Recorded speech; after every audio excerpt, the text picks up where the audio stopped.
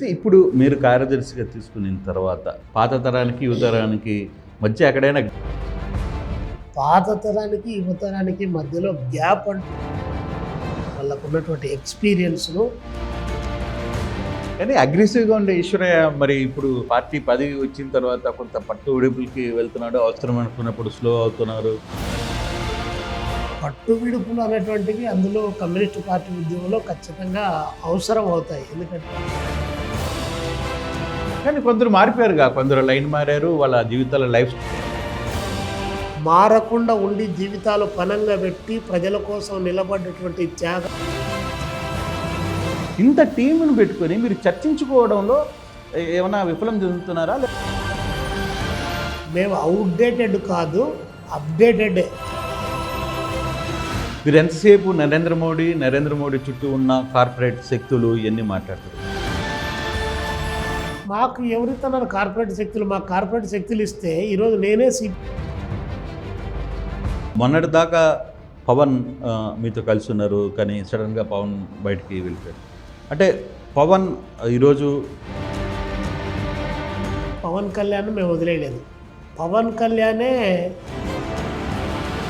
చంద్రబాబు నాయుడిని లౌకికవాద అనడానికి. Welcome to RTV. విద్యార్థి దశ నుంచి ఎన్నో ఉద్యమాలకి శ్రీకారం చుట్టి ఈరోజు సిపిఐ రాష్ట్ర కార్యదర్శిగా, అంటే ఒక రాష్ట్ర నాయకుడిగా అతి చిన్న వయసులోనే ఎదిగిన వ్యక్తి ప్రస్తుతం మనతో ఉన్నారు. ఈశ్వరయ్య గారు ప్రస్తుతం మనతో ఉన్నారు. అసలుకి ఈ స్థాయికి ఎలా రాగలిగారు? అందులో వామపక్షాలంటేనే చాలామంది పెద్దవాళ్ళు ఉంటారు, కురువృద్ధులు ఉంటారు. అటువంటి వాళ్ళని తట్టుకొని రాష్ట్ర కార్యదర్శి వరకు ఎలా చేరుకున్నారో ఆయన మాటలను వినే ప్రయత్నం చేద్దాం. ప్రస్తుతం ఈశ్వరయ్య గారు మనతో ఉన్నారు, మాట్లాడే ప్రయత్నం చేద్దాం. సార్ నమస్కారం. సరే, ఎలా ముందు అసలుకి నాకు తెలిసి సిపిఐ చరిత్రలో ఇంత చిన్న వయసులో రాష్ట్ర కార్యదర్శి స్థాయికి ఎదిగిన వ్యక్తి ఎవరైనా ఉన్నారా? అంటే 70s తర్వాత 60s తర్వాత లేరు, కానీ కమ్యూనిస్ట్ పార్టీ దాని యొక్క పుట్టుక తొలి రోజుల్లోనే కమ్యూనిస్ట్ పార్టీలో సిపిఐ జనరల్ సెక్రటరీస్గా ఎన్నికైనటువంటి పిసి జోషి గారు కానీ, తర్వాత కాలంలో కమ్రేడ్ చెండా రాజేశ్వరరావు గారు కానీ, అనేక మంది పాతకాలంలో వాళ్ళంతా కూడా ఎన్నికయ్యారు. దాని తర్వాత వచ్చినటువంటి పరిణామక్రమంలో 80s 90s తర్వాత 2000 తర్వాత ఎవరు కూడా ఈ ఏజ్కు సంబంధించిన దాంట్లో స్టేట్ సెక్రటరీగా ఎన్నికైనటువంటి వాళ్ళు ఎవరు లేరు. అంత పెద్దవాళ్ళు 65, 60s ఆ దశలో ఎన్నికైన వాళ్ళే ఎక్కువ మంది ఉన్నారు. అయితే ఇప్పుడు మీరు కార్యదర్శిగా తీసుకున్న తర్వాత ఏదైతే పార్టీలో జరుగుతున్న మార్పులు లేదు, యువతరం పాతతరం, అంటే పాత తరానికి యువ తరానికి మధ్య ఎక్కడైనా గ్యాప్ కనపడుతుందా? పాత తరానికి యువ తరానికి మధ్యలో గ్యాప్ అంటూ ఏమీ లేదు, కానీ గ్యాప్ను ఫిల్ చేయాల్సినటువంటి బాధ్యత కూడా మన పైనే ఉంది. ఆ బాధ్యతను గుర్తిస్తూ పాత తరం యొక్క నాయకత్వం యొక్క ఆలోచనలు, వారి యొక్క చేసినటువంటి వాళ్ళకు ఉన్నటువంటి ఎక్స్పీరియన్స్ను దాన్ని పరిగణలోకి తీసుకుంటూనే కొత్త తరం యొక్క ఆవశ్యకతను కూడా గుర్తించేటువంటి నేపథ్యంలో ప్రయాణం కొనసాగించాల్సినటువంటి అవసరం ఉంది. కొన్ని సందర్భాల్లో ఒకటి అలాంటి ఏదన్నా వచ్చినప్పుడు దానికి సంబంధించిన దాంట్లో చర్చల ద్వారా పరిష్కరించుకొని ముందుకు పోవాలి తప్ప వెనక్కి వచ్చేటువంటి అలాంటి పరిస్థితి కానీ అలాంటి అవకాశం కానీ లేనటువంటి పరిస్థితి ఉంది. పాతతరం నాయకత్వం అంతా కూడా అంటే సహజంగా పాత వాళ్ళు వాళ్ళ యొక్క ఆలోచనలు, వాళ్ళ యొక్క అనుభవము చాలా గొప్పది. దాన్ని మనము గెయిన్ చేసుకోవాలి. ఉద్యమానికి ఏ పద్ధతిలో ఉపయోగపెట్టుకోవాలని చెప్పి మనం ఆలోచించుకోవాలి. అంటే పట్టు విడుపులు అనేటువంటివి ఖచ్చితంగా ఉద్యమంలో కూడా అవసరం అవుతాయి, కాబట్టి దానికి అనుగుణంగానే ఉద్యమాన్ని నడిపించాలి. కానీ అగ్రెసివ్గా ఉండే ఈశ్వరయ్య మరి ఇప్పుడు పార్టీ పదవి వచ్చిన తర్వాత కొంత పట్టు విడుపులకి వెళ్తున్నాడు, అవసరం అనుకున్నప్పుడు స్లో అవుతున్నారు అని వస్తున్న వార్తలు నిజమేనా? అది పట్టు విడుపులు అనేటువంటివి అందులో కమ్యూనిస్ట్ పార్టీ ఉద్యమంలో ఖచ్చితంగా అవసరం అవుతాయి. ఎందుకంటే నేను అని పరిగెత్తడానికి అవకాశం ఉండదు. మనము అనేటువంటి దశ ఏదైతే గుర్తిస్తామో అప్పుడు ఉమ్మడి ఆలోచనలతో పార్టీ ఉద్యమాన్ని ముందుకు తీసుకొని రావచ్చు. నాకు వయసు ఉంది కాబట్టి నేను పరిగెత్తా, దానికి సంబంధించిన నేను ఎంత స్పీడ్ అయినా పోవచ్చు. బట్ వయసు తక్కువ ఉన్నటువంటి వాళ్ళకు అనుభవం ఉంది, వాళ్ళకు రకరకాలైనటువంటి ప్రజా ఉద్యమాలతో సంబంధం ఉంది. దాన్ని కూడా కోఆర్డినేట్ చేసుకోవాలి, మన స్పీడ్ను ముందుకు తీసుకొని పోవాలి తప్ప నేనొక్కరిని పరిగెత్తానంటే ఉద్యమంలో సాధ్యమేది కాదు. దట్టు కమ్యూనిస్ట్ పార్టీ ఉద్యమంలో నాకు తెలిసి నాకున్నటువంటి ఈ చిన్న అనుభవంలో అంత సులభమైనటువంటిది కూడా కాదు. అదే సార్, ఒకటి ఇప్పుడు దాకా మీరు ప్రజల్లో అగ్రెసివ్‌గా కనపడతారు, లేదు ఉద్యమాలకి సంబంధించిన వ్యవహారంలో. కానీ ఎక్కడో ఎందుకు వీక్ అయ్యారు అంటే ఏం చెప్తారు? ఎందుకు మీరు గతంలో ఉన్న ఆ పోరాటాలు, గతంలో ఉన్న వ్యవహారాలు పబ్లిక్ మిమ్మల్ని అప్రోచ్‌మెంటు తగ్గడానికి నాయకత్వ లోపం అంటే ఒప్పుకుంటారా మీరు? నాయకత్వ లోపము అనేటువంటి దానికి సంబంధించిన దాంట్లో అయితే ప్రజలు అలాంటి ఉద్యమాలకు శ్రీకారం చుట్టిన నేపథ్యంలో గతంలో పోలిస్తే వర్ధమానంలో వాస్తవాన్ని అంగీకరించాల్సిన పరిస్థితి ఉంది. ఆ స్థాయిలో ఉద్యమాలు అనేటువంటివి కొనసాగడం లేదు. దానికి అనేక రకాలైనటువంటి కారణాలు. దేశంలో, రాష్ట్రంలో వస్తున్నటువంటి అనేక రకాలైనటువంటి ఆర్థిక పరమైనటువంటి మార్పులు, సామాజిక పరమైనటువంటి స్థితిగతులు, అదేవిధంగా నేడున్నటువంటి యువతలో వస్తున్నటువంటి నూతన ఆలోచన విధానాలు, దాన్ని క్యాచ్ చేయడంలో ఉన్నటువంటి పొలిటికల్ కమిట్మెంటు, అదేవిధంగా రాజకీయ పరమైనటువంటి ఒక నిర్దిష్టమైనటువంటి ప్రణాళిక, ఎత్తుగడల్లో వస్తున్నటువంటి మార్పులు, బూర్జువా రాజకీయ పార్టీల యొక్క ప్రభావము, వాటితో కలిసి ప్రయాణం చేసినటువంటి నేపథ్యంలో వచ్చినటువంటి కొన్ని అవలక్షణాలు, అవన్నీ కూడా ఉద్యమం పైన పడింది. ఒకవేళ నేను కాదు అని చెప్పేసి కాదు అని చెప్పి మీతో చెప్పినా కూడా నేను చెప్పేటువంటిది అబద్ధం అని చెప్పేసి బయట ఉన్నటువంటి జెన్జీ బ్యాచ్ కానీ పబ్లిక్ కానీ అంగీకరించేటువంటి పరిస్థితి. కాబట్టి జరిగినటువంటి పొరపాట్ల నుంచి గుణపాఠాలు నేర్చుకోవాలి. ప్రపంచవ్యాప్తంగా, దేశవ్యాప్తంగా వస్తున్నటువంటి ఆర్థిక పరిస్థితుల్లో వచ్చినటువంటి మార్పులు, ప్రజల యొక్క ఆలోచన విధానంలో వస్తున్నటువంటి మార్పులు, ఇన్స్టెంట్గా ప్రజలు ఏం కోరుకుంటున్నారు అనేటువంటి అంశాలను ఎప్పటికప్పుడు అప్డేట్ చేసుకుంటూ ముందుకు పోవడానికి కావాల్సినటువంటి ఒక ప్రయత్నం జరగాలి. కాకపోతే కమ్యూనిస్టులకు మిగతా పార్టీలకు తేడా ఉంటుంది. కమ్యూనిస్టు పార్టీలు అప్డేట్ అయ్యి వాటికి అనుగుణంగా పోవాలన్నా కూడా కింద ఉన్నటువంటి శ్రేణులు కూడా ఆ స్థాయిలో దాన్ని కావాలి. దానికి చాలా రకాలైనటువంటి ఆర్థిక వనరులు కావాలి, సామాజిక పరమైన స్థితిగతులు కావాలి. రేపు పొద్దున మనం ఈ దశలోకి విజృంభించి పనిచేయడం ద్వారా జరిగేటువంటి ప్రయోజనం ఏంటి అనేటువంటి ఒక విశ్వాసాన్ని కూడా తీసుకొని రావాల్సినటువంటి అవసరం ఉంది. ఇన్ని రకాలైనటువంటి బాలారిష్టాల మధ్య ఇంకొక వైపున ఇమ్మీడియట్గా అధికారం చేపట్టాలనేటువంటి పాలక వర్గాలు ఏవైతే ఉన్నాయో ఇన్స్టెంట్ వాగ్దానాలు చేయడం, నువ్వు ఏం చేయాల్సినట్టు అవసరం లేదు, నువ్వు కూర్చున్నా కూడా నీ ఇంట్లోకి నీ ఒంటిలోకి ఏం కావాలో అవన్నీ తెచ్చి పెడతామని చెప్పేటువంటి అవన్నీ చెప్పేటువంటిది అది జనానికి విపరీతంగా వెళ్తూ ఉంది. కానీ కమ్యూనిస్టులు ఇన్స్టెంట్ వాటిపైన డిపెండ్ అయ్యి ఉద్యమాలు నిర్వహించి లేదా ఇన్స్టెంట్గా ప్రజలకు కావాల్సిన పద్ధతులు చెప్పేటువంటి పద్ధతులు అయితే అది సాధ్యం కాదు. ఈరోజు కమ్యూనిస్టులు భూమి కావాలని డిమాండ్ చేస్తారు. భూమి కావాలని డిమాండ్ చేస్తే ఒక ఆత్మగౌరవం, సామాజిక న్యాయం కావాలనేటువంటిది కమ్యూనిస్టులు. నీకు భూమి ఉన్నా లేకపోయినా పర్వాలేదు, నీకు నెలకు 4,000 రూపాయలు పెన్షన్ ఇస్తానంటాడు. 5 సంవత్సరాలు అతను ఉంటాడు. తను పోయిన తర్వాత వచ్చే గవర్నమెంట్ ఇచ్చిందో లేదో తెలియనటువంటి పరిస్థితి. కాబట్టి ప్రజలను శాశ్వతంగా అభివృద్ధి చేసేటువంటి పథకాలేంటి, మార్పులేంటి, తమ సొంత కాళ్ళపైన నిలబడి బ్రతికించేటువంటి మార్గాలను కమ్యూనిస్టులు చెప్తారు. అవి ప్రజలకు ఈజీగా ఎక్కేటువంటి పరిస్థితి ఈరోజు లేదు. ఎందుకంటే ఇప్పుడు వస్తున్నటువంటి పాలక వర్గాలు 8 గ్రాములు బంగారం అని చెప్పినా, 6 సిలిండర్లు అని చెప్పినా, 6 పాయింట్ ఫార్ములా అని చెప్పినా, మీకు ఏమి అయినా సరే మేము కాపాడుతామని చెప్పి కూర్చోబెట్టి మిమ్మల్ని మేము పోషిస్తామని చెప్పినా కూడా దానికే ఎక్కువ ప్రజలు డిపెండ్ అయ్యేటువంటి పద్ధతుల్లో తయారు చేశారు. ప్రజల యొక్క మెదలు నా వైపున తీసుకొని పోయారు పాలక వర్గాలు. వాళ్ళకు ఉన్నటువంటి ఆర్థిక బలం కావచ్చు, అంగబలం కావచ్చు, దాంతోపాటు రాజకీయ బలం కావచ్చు, ఇవన్నీ కలిపి ప్రజల ఆ వైపున ఉన్నటువంటి మీడియాను కూడా ఉపయోగపెట్టుకొని ప్రజల యొక్క మెదళ్ళకి దింపారు. మాకు అన్ని రకాల మేము చెప్పేటువంటి అవకాశాలను కిందికి తీసుకొని పోగలటువంటి యంత్రాంగం కానీ, మేము చెప్పేటువంటి వాయిస్ను కింది దాకా తీసుకొని పోగలటువంటి ప్రచార ప్రసార మాధ్యమాలు కానీ మా చేతిలో ఆ స్థాయిలో లేవు. అంటే బేసిక్గా మీరు ఇక్కడ ఒక చిన్న అబ్జెక్షన్ పెడతారు. మీరు ఇంతకాలంగా ఇంత వ్యవస్థను నడుపుతూ మీరు ఎందుకు అప్డేట్ కాలేకపోయారు? దాంట్లో మీ తప్పు కూడా ఉంది కదా.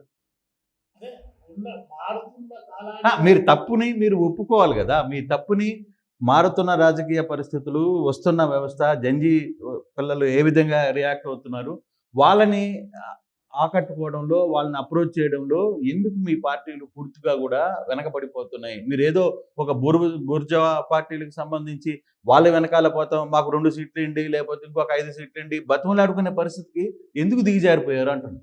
మేము దిగజారిపోయాము అనే దానికంటే ప్రజలకు సంబంధించిన దాంట్లో మేము చెప్పేటువంటి స్టాండర్డ్ విధానాలు కానీ నినాదాలు కానీ ఏవైతే ఉన్నాయో అవి ప్రజల్లోకి మేము తీసుకొని పోలేకపోయామన్నటువంటిది వాస్తవం. ఎందుకంటే ఈరోజు ఉన్నటువంటి జనరేషన్ అలాంటిది. మేము అప్డేట్ కావాలన్నటువంటి కఠోరమైన వాస్తవం ఏదైతే ఉందో దాన్ని మేము ఖచ్చితంగా అంగీకరించాల్సిందే. దాని నుంచి క్రమక్రమంగా బయటపడాల్సినటువంటి ఆవశ్యకత అయితే నేటి ఉద్యమంలో ఉంది. దాన్ని మేము ఖచ్చితంగా గుర్తిస్తాం.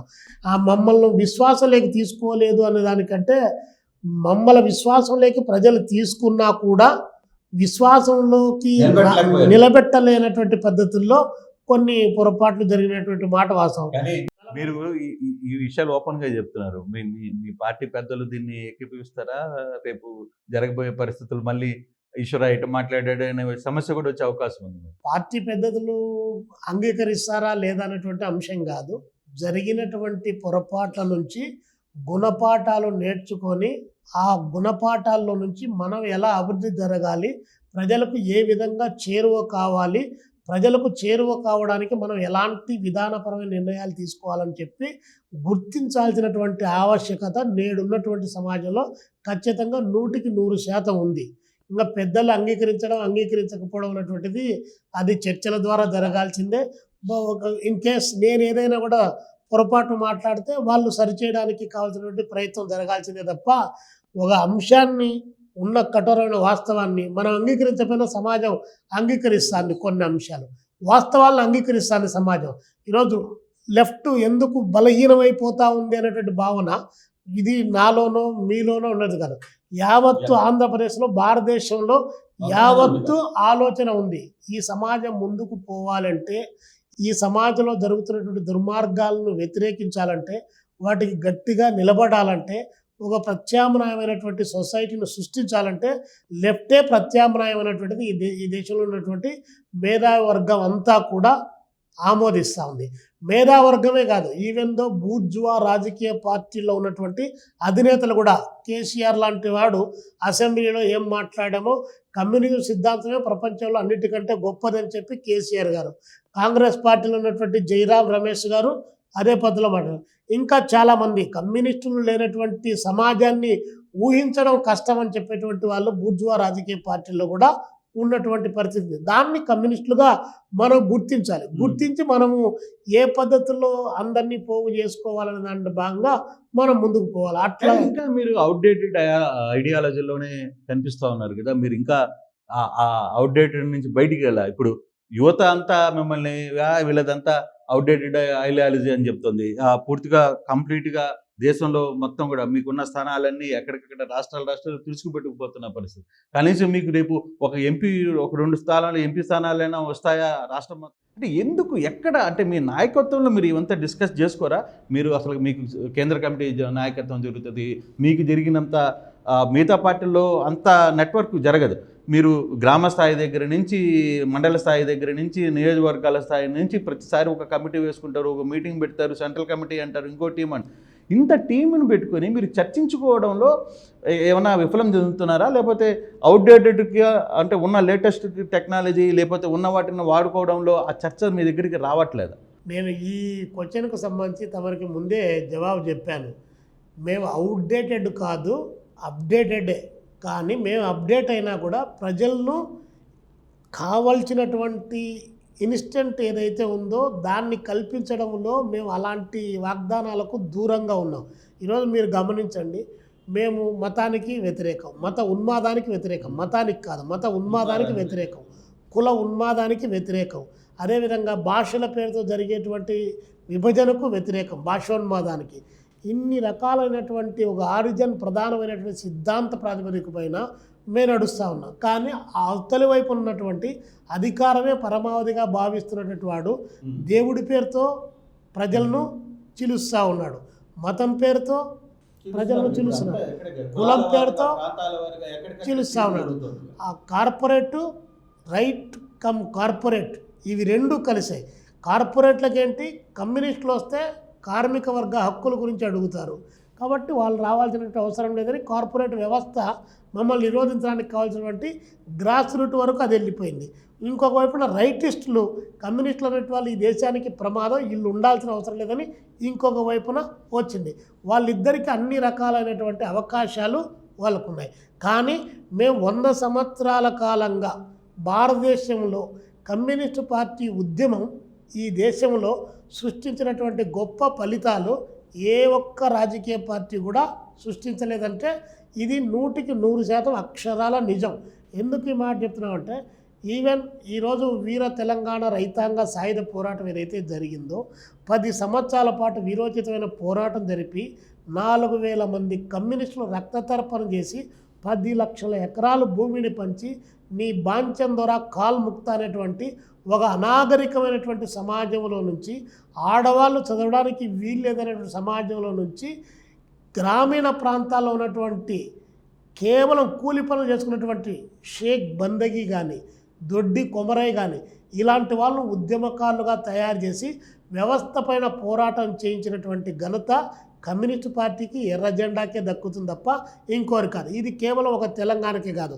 ఇదే ఆంధ్రాలో కృష్ణా జిల్లాలో చెల్లపల్లి జమీందారుకు వ్యతిరేకంగా జరిగిన భూ పోరాటాలు, లేదా వెంకటగిరి రాజాకు వ్యతిరేకంగా జరిగినటువంటి భూ పోరాటాలు, కేరళలో పున్నప్ప రాయలారు, బెంగాల్లో తేబాగా, ఒరిస్సాలో అఖిల్ ఉత్కల్, ఇట్లా బీహార్లో కూచ్ బీహార్, ఎక్కడికి పోయినా కూడా కమ్యూనిస్టుల యొక్క పోరాటం లేకుండా సమాజం దానంతకదే హక్కులు వచ్చినటువంటి పరిస్థితి లేదు. కమ్యూనిస్టుల పోరాటం ద్వారానే ప్రజల పక్షాన తన వాయిస్ను చాలా గట్టిగా వినిపించింది, దెబ్బలు తినింది, జైళ్ళకు పోయింది, నిర్బంధాలు ఎదుర్కొంది.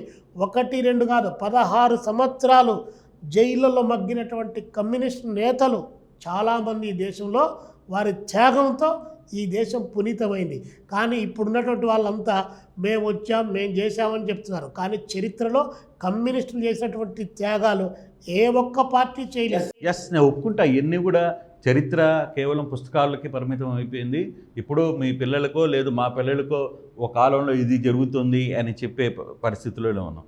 కానీ ఇప్పుడున్న పరిస్థితుల్లో, ఇప్పుడున్న భారతదేశంలో కావచ్చు, ఆంధ్రప్రదేశ్లో కావచ్చు, లేకపోతే 2 తెలుగు రాష్ట్రాల్లో కావచ్చు, ఇతర రాష్ట్రాల్లో పరిస్థితుల్లో ఎందుకు అంత భిన్నంగా మారిపోవడానికి, మీకున్న స్థానాన్ని, మీకున్న స్థాయిని, వామపక్షాల స్థాయిని ఇంత కిందకి తీసుకురావడంలో నాయకత్వంలో ఉన్న ఇదంటారా, లేదు మీ పార్టీల్లో ఉన్న ఇంటర్నల్గా ఉన్న కొంత వాదన, సామాజిక వర్గంగా కావచ్చు, లేకపోతే ఇంకో వర్గంగా కావచ్చు, గ్రూపులుగా ఉన్న ఐడియాలజీయా, లేకపోతే ఎందువల్ల ఇదంతా జరిగిందంటే ఏం చెప్తారు? మేము మా పార్టీకి సంబంధించిన వాటిల్లో ఆన్ బిహాఫ్ ఆఫ్ సిపిఐ అయితే మా పార్టీకి సంబంధించిన వాటిల్లో మేము వేసినటువంటి రాజకీయ ఎత్తుగడల్లో కొన్ని వైఫల్యాలు జరిగి బూర్జువా రాజకీయ పార్టీలతో కలిసి ప్రయాణం చేయడం ద్వారా కొంత నష్టం జరిగినటువంటి మాట వాస్తవం.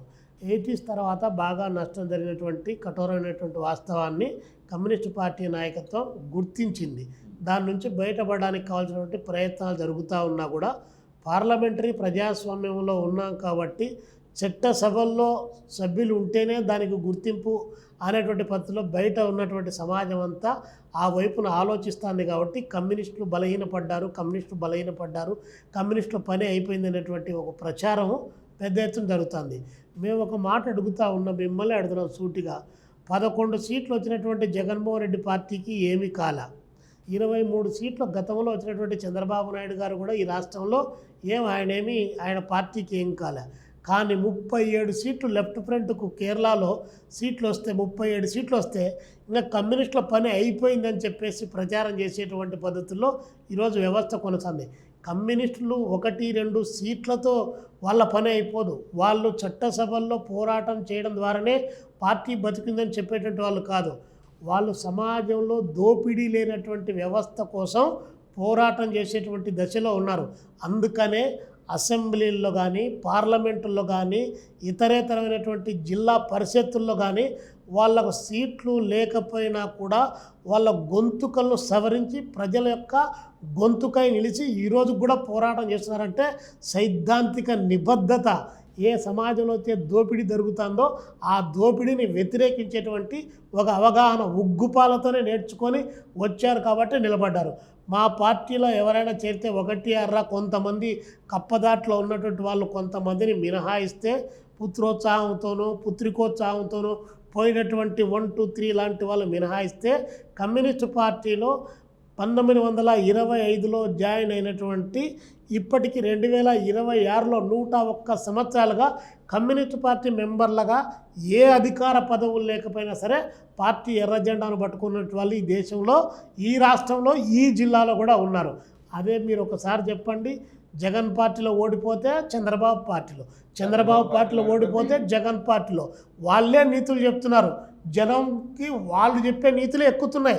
అక్కడ అవినీతిలో మునిగి తేలినటువంటి వాడు ఇక్కడికి వచ్చి నీతులు చెప్తున్నాడు. నిన్నటి వరకు ఆ పార్టీలో మంత్రిగా ఉన్నటువంటి వాడిని తీసుకొని వచ్చి ఈరోజు ఇంకొక పార్టీలో చేస్తున్నారు. కాబట్టి ఇలాంటి వాళ్ళు చెప్పేటువంటి నీతులు ప్రజలు కొంత విశ్వాసంలోకి తీసుకొని దాని వైపున ప్రయాణం చేస్తున్నారు. ప్రజల్ని తప్పంటారా? అంటే వామపక్షాలని లేకపోతే సిపిఐ లేదు, వామపక్షాలను పూర్తిగా నమ్మడంలో లేదు, రిసీవ్ చేసుకోవడంలో ప్రజలే తప్పు చేస్తున్నారా? మీరు తప్పు చేయట్లేదా? మా వైఫల్యాలను మేము అంగీకరించాం. కొన్ని రాజకీయ ఎత్తుగడల్లో పొలిటికల్ లైన్ తీసుకోవడంలో తీసుకున్నటువంటి లైన్ కొన్ని సందర్భాల్లో తాత్కాలికమైనటువంటి 1, 2 సీట్లు అనేటువంటి దాంట్లో భాగంగా తీసుకున్నటువంటి ఎత్తుగడలో భాగంగా కొంత నష్టం జరిగిన మాట వాస్తవం. At that same time communist పార్టీని ప్రజలు విశ్వాసంలోకి తీసుకోలేదంటే కమ్యూనిస్టు పార్టీలు అన్నీ కూడా కలిసి ప్రయాణం చేయాలన్నటువంటి సంఖ్య ఈరోజు పెరుగుతూ ఉంది. కమ్యూనిస్ట్ పార్టీ ఉద్యమంలో వచ్చినటువంటి చీలిక ఏదైతే ఆంధ్రదేశంలో కానీ భారతదేశంలో కానీ కమ్యూనిస్ట్ పార్టీ ఉద్యమంలో వచ్చినటువంటి చీలిక ప్రధానంగా కమ్యూనిస్ట్ పార్టీని బలహీనపరిచినటువంటి మాట వాస్తవం. దాన్ని మేమైతే కమ్యూనిస్ట్ పార్టీ సిపిఐగా గుర్తిస్తున్నాం. గుర్తించడమే కాదు, 20 సంవత్సరాల క్రితం ఇదే సిపిఐ కామ్రేడ్ ఏబి బర్ధన్ గారు పార్టీ జనరల్ సెక్రటరీగా ఉన్నప్పుడు చండీగఢ్లో సిపిఐ జాతీయ మహాసభ జరిగినప్పుడు ఓపెన్ డయాస్ పై నుంచే డైరెక్ట్గా కమ్యూనిస్టులు ఏకీకరణ అవుదామని చెప్పేసి పిలిపివ్వడంలో కమ్యూనిస్ట్ పార్టీ సిపిఐ అగ్రభాగానుంది.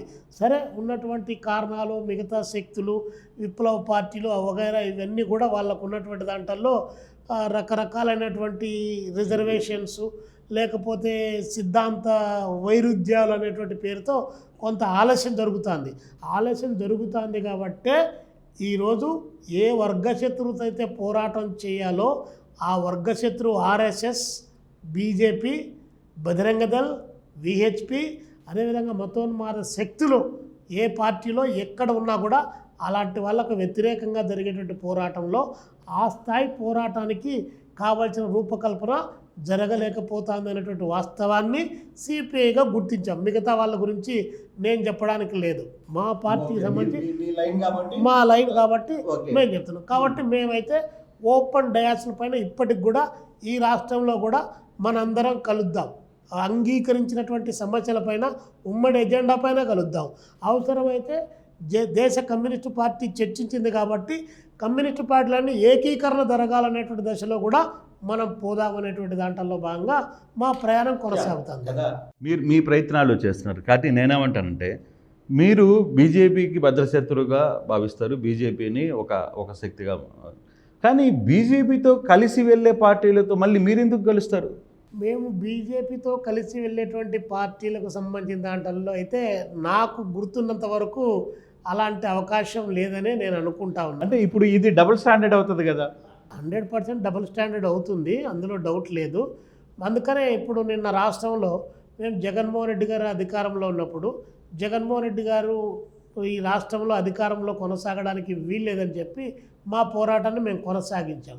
అదే సందర్భంలో తెలుగుదేశం పార్టీతో మా కలయిక చాలా దగ్గరగా వెళ్ళిన తెలుగుదేశం పార్టీపై బీజేపీ సంకలనం చేరిన తర్వాత మేము దానికి సంబంధించిన దాంట్లో మేము అక్కడ టీడీపీతో మా యొక్క అలయన్స్ కొనసాగలేదు. మేము కాంగ్రెస్ పార్టీ ఇండియా బ్లాక్ అని చెప్పేసి మొత్తం దేశవ్యాప్తంగా ఏర్పాటు చేసుకొని దాని నుంచి కష్టము నష్టము అనేక రకాలైన దుష్ఫలితాలు వచ్చినప్పటికీ కూడా విధానపరమైనటువంటి అంశాలపై నిలబడాలి కాబట్టి మా ప్రయాణం కొనసాగించాం. అట్లని చెప్పేసి మేము మార్పు జరిగి చంద్రబాబు నాయుడుతో కలిసి ప్రయాణం చేస్తే 1, 2 ఇంక్లూడింగ్ బీజేపీతో ఉన్నా కూడా ఒకటో రెండో సీట్లు ఇచ్చిండే వాళ్ళు ఎక్కడో చోట మా రిప్రజెంటేషన్ ఉండేది. కానీ మా రిప్రజెంటేషన్ కోసం కాదు కదా మా విధానం. మాకు బీజేపీతో వ్యక్తిగతమైనటువంటి వైరుధ్యం లేదు. బీజేపీతో కమ్యూనిస్ట్ పార్టీ నాయకులకు వ్యక్తిగత ఆరిజిన్ సిద్ధాంతం పైన వైరుధ్యం. అది ఉన్మాదాన్ని పెంచి పోషిస్తుంది, మతోన్మాదాన్ని పెంచి పోషిస్తూ ఉంది. కాబట్టి అది కరెక్ట్ కాదనేటువంటి దాంట్లో అది పుట్టుక నుంచి మేము వ్యతిరేకిస్తున్నాం. దాని ప్రకారమే మేము వెళ్తున్నాం. రేపు భవిష్యత్తులో కూడా బీజేపీకి వ్యతిరేకంగా పోరాటం చేసే క్రమంలో ఈ దేశంలో ఏ పార్టీ అనేది నష్టపోయిందో లేదో మాకు తెలియదు, కానీ సిపిఐ పార్టీ చాలా చోట్ల బీజేపీకి వ్యతిరేకంగా పోరాటం చేయాలనే నిర్ణయంలో భాగంగా నష్టపోయాం. ఎగ్జాంపుల్ మీకు చిన్న ఉదాహరణ చెప్తాం. మొన్న కేరళలో ప్రధానమంత్రి గారు పిఎం శ్రీ అని చెప్పేసి ఒకటి పెట్టాడు. ఆ పెట్టిన సందర్భంలో ఈ దేశంలో వామపక్ష పార్టీలో కమ్యూనిస్ట్ పార్టీ సిపిఐఏ అవసరమైతే మంత్రివర్గంలో నుంచైనా బయటకు వస్తాం తప్ప కలిసే సమస్య లేదని చెప్పేసి పిఎం శ్రీని ఒప్పుకునే సమస్య లేదని చెప్పి కేరళలో ఫైట్ చేసాం. దాని తర్వాత జరిగినటువంటి ఎన్నికల్లో మాకు నష్టం జరిగింది, కానీ అంగీకరిస్తాం. బట్ మాకు పార్టీగా నష్టం జరగచ్చు. వ్యవస్థ పరంగా, ఆలోచన పరంగా, సైద్ధాంతిక పరంగా మేము దానిపైన ఫైట్ చేయాలనుకున్నాం. కాబట్టి నష్టాన్ని కూడా భరించగలిగేటువంటి శక్తి ఉద్యమం ఇచ్చింది, అందుకని భరించగలిగాం. కాబట్టి నాట్ ఓన్లీ కేరళ అనేటువంటిదే కాదు, మిగతా ప్రాంతాల్లో కూడా మేము అలాంటి ఫైటే సిపిఐగా మేము ఇస్తున్నాం. కానీ కమ్యూనిస్టులు కూడా తన యొక్క బలాన్ని పుంజుకోవడానికి కావాల్సిన ప్రయత్నం జరుగుతుంది. ఇప్పుడు రాష్ట్రంలో కూడా అలాంటి ఒక వాతావరణాన్ని క్రియేట్ చేయడానికి ఈరోజు ఉన్నటువంటి పాలక పార్టీ, ప్రతిపక్ష పార్టీ రెండు కూడా ప్రజా సమస్యలపైన ఫెయిల్ అయినటువంటి నేపథ్యం కనిపిస్తూ ఉంది. కాబట్టి కమ్యూనిస్టులు ఈ సందర్భాన్ని ఉపయోగపెట్టుకొని కొంచెం ముందుకు పోవడానికి, ఈ దేశాన్ని రక్షించడానికి ఓ ప్రయత్నం అంటూ జరిగితే మాకు కూడా మంచి ఫలితాలు వస్తాయనేటువంటి దాంట్లో ఆలోచిస్తున్నాం. కానీ రాజకీయ ఫలితాలు ఎలా ఉన్నా కూడా ప్రజా ఉద్యమాల ద్వారా ప్రజలను చైతన్యవంతులు చేయడానికి మేము చాలా తీవ్రమైన కృషి చేస్తున్నాం. మీరు ఒకసారి గమనించండి, బెంగాల్లో ఏం జరిగిందో, లేదు ఒరిస్సాలో ఏం జరిగిందో, మహారాష్ట్రలో ఏం జరిగిందో. బీజేపీ ఎవరితో పొత్తు పెట్టుకుంటే ఆ పార్టీలన్నీ కూడా మింగేసింది. మేము కమ్యూనిస్టులు ఇక్కడ బలమైనటువంటి పోరాటాలు నిర్మాణం చేస్తున్నాం కాబట్టి దక్షిణాది రాష్ట్రాలకు సంబంధించిన దాంట్లో బీజేపీ తన యొక్క ప్రయారిటీని ఇంకా వెనక్కి నెట్టివేయగలుగుతూ ఉన్నాం. ఈవెన్ కేరళలో కూడా బీజేపీకి వ్యతిరేకంగానే ఫైట్ చేశాం. కేరళలో చాలా విపరీతమైనటువంటి వాగ్దానాలు చేశారు బీజేపీ వాళ్ళు. పైనుంచి కింది వరకు అందరూ వచ్చారు, నగదు బహుమతులు కూడా పంపిణీ చేశారు. అయినా కూడా అక్కడ కాంగ్రెస్ పార్టీ అధికారంలోకి వచ్చింది, కానీ బీజేపీ పార్టీ అధికారం లేదు. పక్కన నిన్న తమిళనాడులో మేము మా విధానం చూశారు కదా, అదే 2 సీట్లు సిపిఐకి సిపిఎంకు 2 సీట్లు ఉన్నాయి. 2 సీట్లు ఉంటే మేము కలుస్తామంటే ఏఐడిఎంకేనో ఇంకొకరు ఎవరెవరు చాలా రకాలైనటువంటి ఆఫర్ చేస్తారు. డిఎంకే పార్టీని కూడా చర్చల ద్వారా ఒప్పించి బీజేపీ పార్టీని అధికారంలోకి రానియకుండా ఆపాలనే లక్ష్యంతో మేము త్యాగాలకు సిద్ధమయ్యి ఈరోజు అక్కడ మాకు 4 సీట్లే ఉండొచ్చు సిపిఐ సిపిఎం, కానీ మేము నిలబడ్డాం. మరి మాలాగా నిలబడ్డట్టు వాళ్ళు ఎవరో చెప్పండి. చంద్రబాబు నాయుడు నిలబడతాడా? అసలు చంద్రబాబు నాయుడు అనేటువంటి వ్యక్తి ఈ రాష్ట్రంలో ఆయనకు మించినటువంటి ఊసరవిల్లి ఎవరన్నా ఉన్నారా? ఎన్నిసార్లు ఆయన బీజేపీతో ముందుకు పోయాడు, ఎన్నిసార్లు వెనక్కి వచ్చాడు. జగన్మోహన్ రెడ్డి గారు బీజేపీని ఒక్క మాట అయినా మాట్లాడుతున్నాడా? ఎవరు మాట్లాడలే. కానీ నికరంగా స్టాండ్ అయి ఫైట్ చేస్తున్నది కమ్యూనిస్టులే. అయితే మీరు ఇంత ఉద్యమం చేస్తున్నారు, కానీ మీకంటూ ఒక మాస్ లీడర్ని ఎందుకు క్రియేట్ చేసుకోలేకపోతున్నారు? ఎక్కడ ల్యాప్స్ వస్తుంది? అంటే ఎదిగే కొద్దీ వ్యక్తుల్ని తొక్కే ప్రయత్నం ఏమైనా జరుగుతుందా పార్టీలో? అట్లా ఏమైనా ఉన్నాయా? అలాంటివి ఎదిగే కొద్దీ వ్యక్తులను తొక్కినంత మాత్రాన వ్యక్తులను తొక్కగలిగినటువంటి శక్తి వ్యక్తులకు ఎప్పుడు ఉండదు. కమ్యూనిస్ట్ పార్టీలో అట్లాంటి పరిస్థితి ఉండదు. మాస్ లీడర్ను అంటే కమ్యూనిస్ట్ పార్టీలో ఉమ్మడి పేసు ముందుకు ఉండాలి తప్ప వ్యక్తిగతంగా పర్సనల్ పేసులు అనేటువంటివి బహుశా 99.9% అలాంటి దాన్ని అంగీకరించేటువంటి స్థితి కమ్యూనిస్ట్ పార్టీలో ఉండదు.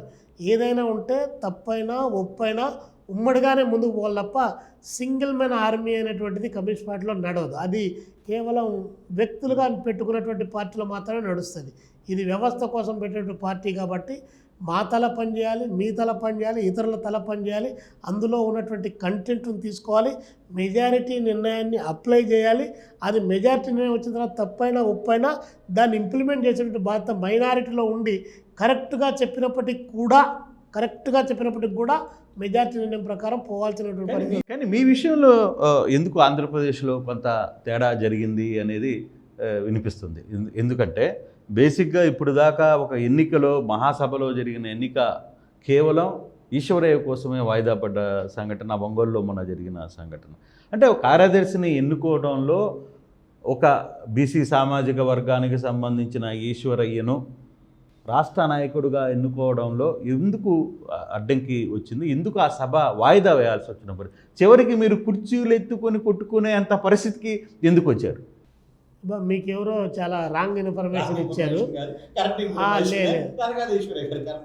కుర్చీలు ఎత్తుకొని కొట్టుకునేటువంటి పరిస్థితి కమ్యూనిస్ట్ పార్టీలో అస్సలు నెవర్ జరగదు, సాధ్యం కాదు.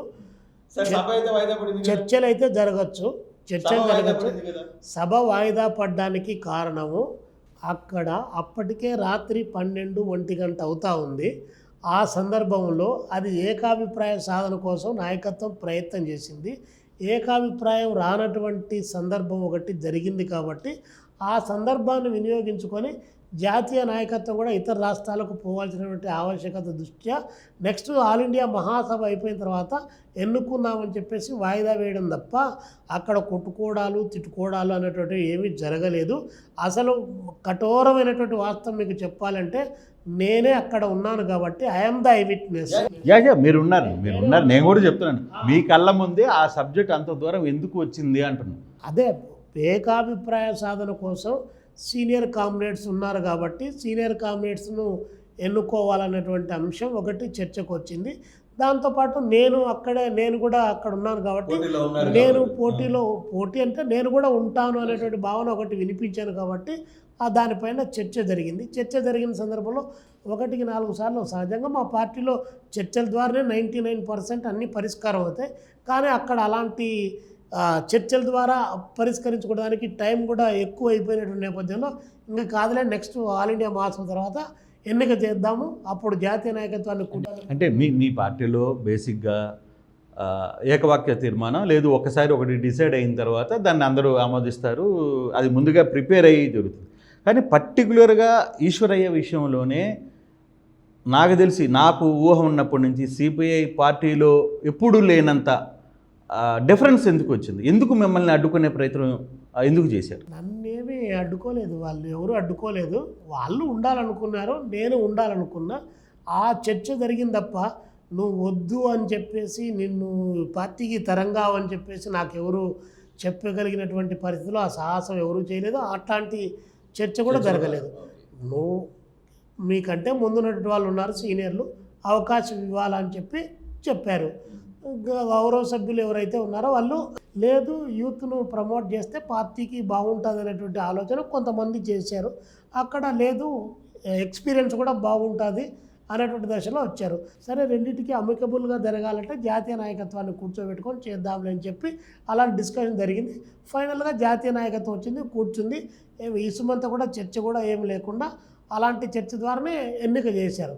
అక్కడ వేరే కులాలు, బీసీలు, ఎస్సీలు, ఎస్టీలు లేదా ఇతర సామాజిక వర్గాలు అనేటువంటివి అది పత్రికల్లో, టీవీలలో రకరకాల పద్ధతిలో వ్యాఖ్యానాలు తప్ప బీసీ, ఎస్సీ, ఎస్టీ అనేది ఈ పార్టీకి చాలామంది చాలా రకాలుగా నాయకత్వం వహించారు. ఒకే సామాజిక వర్గం ఏం కాదు, అనేక సామాజిక వర్గాల నాయకత్వం వహించారు. కానీ స్టిల్ ఈ రోజుకి ఒకే సామాజిక వర్గం విజయవాడ అంటే ఆంధ్రప్రదేశ్లో మీ పార్టీలో ఒకే సామాజిక వర్గం లీడ్ చేస్తుంది, ఆ సామాజిక వర్గమే పెత్తనం నడుస్తుంది అంటే ఒప్పుకుంటారా? 100% ఒప్పుకోను. వాళ్ళ ఒకే సామాజిక వర్గం లీడ్ చేస్తూ ఉందంటే నేను ఎన్నిక అయ్యే ఆస్కారమే లేదు.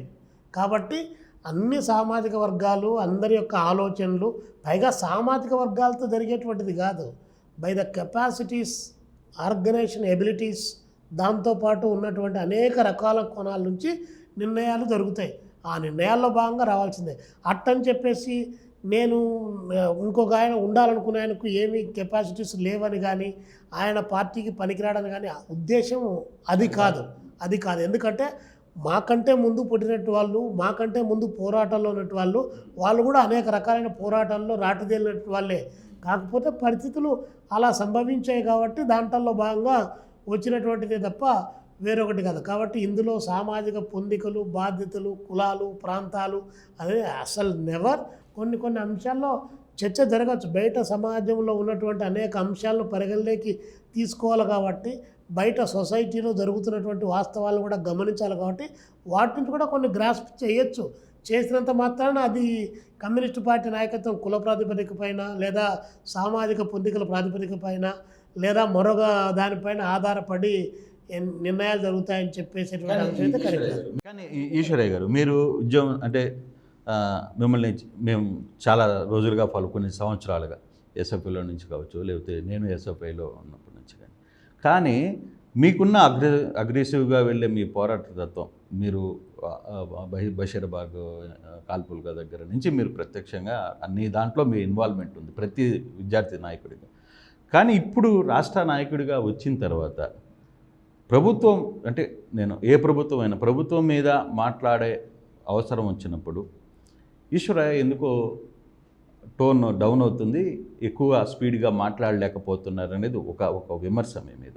రెండవది, మీ మీద విపరీతమైన మీ పార్టీలో ఉన్న ఒక సెక్టర్ ఆఫ్ పీపుల్ మీ మీద ఒత్తిడి చేస్తోంది. ఆ ఒత్తిడి వల్లే ఈశ్వరయ్య తన సహజ ధోరణిలో ప్రశ్నించలేకపోతున్నాడు, ఎదురు తిరగలేకపోతున్నాడు, మాట్లాడలేకపోతున్నాడు సమస్యల మీద అని అంటే ఏమంటారు? ప్రభుత్వాలు ఏవైనా నా వాయిస్లో ఎక్కడ కూడా బేస్ తగ్గలేదు, తగ్గదు కూడా.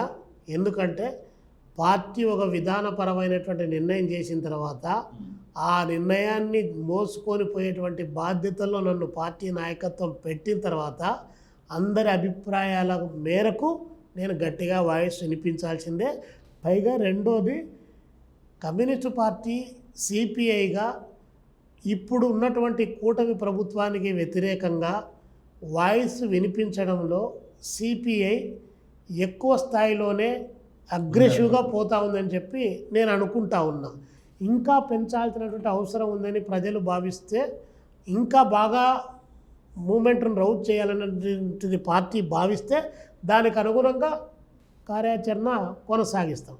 కాకపోతే నా చుట్టూ పార్టీలో ఉన్నటువంటి వాళ్ళు ఎవరో కొంతమంది వ్యక్తులు ఇట్లా అంటున్నారు అది ఇది అనేటువంటిది బహుశా కాదు మీరు ఎక్కడో ఈ విషయాన్ని దాస్తున్నారు. ఎందుకు చెప్తున్నారంటే ఏదో ఒక చిన్న గ్యాప్ ఉంది. సీనియర్స్ అండ్ జూనియర్స్ అనే గ్యాప్ కనపడుతుంది పార్టీలో. సీనియర్స్ అందరూ కూడా కొంత పరిచయాలు, వాళ్ళకున్న పాత వ్యవహారాలు, లేదు వాళ్ళకున్న క్లోజ్నెస్ కావచ్చు. కానీ ఆ వ్యవహారం మీదనే ఈశ్వరయ్యని కొంత నువ్వు స్లో డౌన్ కా అని చెప్పి చెప్తున్నారు. అందువల్ల ఒంటరివాడు అయిపోతున్నాడు ఈశ్వరయ్య.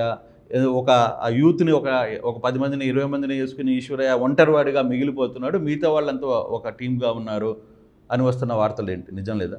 ఆ వార్తలకు సంబంధించి మరి మీకు ఎక్కడి నుండి సమాచారం వచ్చిందో నాకు తెలియదు. కానీ నేను మొత్తం అంతా ఎంటైర్ పార్టీ టీం ఏదైతే సెక్రటరియట్ ఉందో, ఎగ్జిక్యూటివ్ ఉందో, దాన్ని కౌన్సిల్ ఉందో, దాన్ని కంప్లీట్గా నేను దాంతోపాటే కలిసి నడుస్తూ ఉన్నా.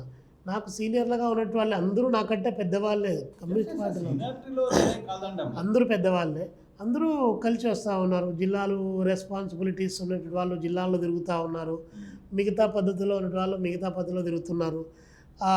ఈ ఒంగోలులో ఈ కాన్ఫరెన్స్ ఇది జరిగింది కాబట్టి ఆ జరిగిన దాంట్లో బయటకు వచ్చినటువంటి సమాచారం, ఆ విభేదాలని నేను చెప్పాను. కానీ అలాంటి వాయిస్ ఒకటి బయటకు వచ్చింది, దాన్ని బట్టి మీరు అడుగుతున్నారేమో అని నేను భావిస్తున్నాను. కానీ నాతో పాటు సీనియర్స్ ఉన్నారు. ఈడుపుగంటి నాగేశ్వరరావు గారు, the top most senior communist party philosopher. Every day, ప్రతి 4 రోజులకు ఒకసారి 5 రోజులకు ఒకసారి నా యోగక్షేమాల గురించి మాట్లాడతాడు. పార్టీ ముందుకు ఎట్లా పోవాలని చెప్పి సలహాలు ఇస్తాడు. గడ్డం కోటేశ్వరరావు గారు విశాలాంధ్రలో కమ్యూనిజంలో ఆయన పనిచేస్తాడు. నన్ను అన్ని రకాలుగా ప్రోత్సహించేటువంటి దాంట్లో అగ్రభాగాన్ని ఉంటాడు. అదేవిధంగా సీనియర్ కామ్రేడ్స్, ఇప్పుడు సెక్రటరీ ముప్పాల నాగేశ్వరరావు గారు జాతీయ ఆరోగ్య సభ్యుడు, ఎప్పటికప్పుడు సూచనలు సలహాలు ఇస్తూ ఉంటాడు, కలిసి ప్రయాణం చేస్తూ ఉంటాడు. కాబట్టి ఇక్కడ ఏ ఒక్కరూ నన్ను వెనక్కి నెట్టేసి లేకపోతే సహాయ నిరాకరణ అనేదానికి ఆస్కారం లేదు. పార్టీ ఉన్నటువంటిది చిన్న పార్టీ. కానీ ఒకటైతే క్లియర్గా చెప్తున్నారు, గ్రూపులు అయితే లేవని చెప్పబోతున్నారా? 100% సిపిఐకి సంబంధించినంత వరకు ఏ గ్రూపు లేదు. ఉన్నటువంటి గ్రూపు ఒక్కటే ఒక గ్రూపు, అది కమ్యూనిస్టు పార్టీ ఆంధ్రప్రదేశ్ రాష్ట్ర సమితి గ్రూపు తప్ప వేరే గ్రూపులే లేవు. నాతో పాటు యువకులు నడవడము, ఎస్ యువకులు నడవాల్సినటువంటి అవసరం ఉంది. యూత్ను ఎంకరేజ్ చేయాల్సినటువంటి అవసరం ఉంది. దాన్ని ఎంకరేజ్ చేయకపోతే రేపొద్దున భవిష్యత్తు అంధకారం అవుతుంది. కాబట్టి ఖచ్చితంగా కొన్ని రకరకాలైనటువంటి సంఘర్షణల మధ్య అయినా సరే ఎంకరేజ్ చేయాల్సినటువంటి చూసారా సంఘర్షణ అనేది. కానీ ఇదే సంఘర్షణ మీరు ఇండివిజువల్గా సంఘర్షణ పడుతున్నారు, తను మీరు మీ లోపల పడుతున్న సంఘర్షణ నేను చెప్పేది. అటువంటి సంఘర్షణతో ఏమి చేయాలో అర్థం కాని పరిస్థితుల్లో ఈశ్వరయ్య ఉండిపోతున్నాడు, సింగిల్గా ఏకాకిగా మిగిలిపోతున్నాడు అంటే ఏమంటారు అంటున్నా. నేను ఏకాకిని కాదు, ఎంటైర్ పార్టీ నాతో పాటే ఉన్నది. నేను పనిచేస్తున్నటువంటి అంశాన్ని ప్రోత్సహించేటువంటి పార్టీనే నాతో ఉంది. నేను సంఘర్షణని ఎందుకన్నానంటే ఒక మార్పు నుంచి మరొక మార్పు జరిగేటువంటి క్రమంలో ఖచ్చితంగా ఆంతరంగికపరమైనటువంటి సంఘర్షణ అయితే ఉంటుంది. దాన్ని ఖచ్చితంగా మనము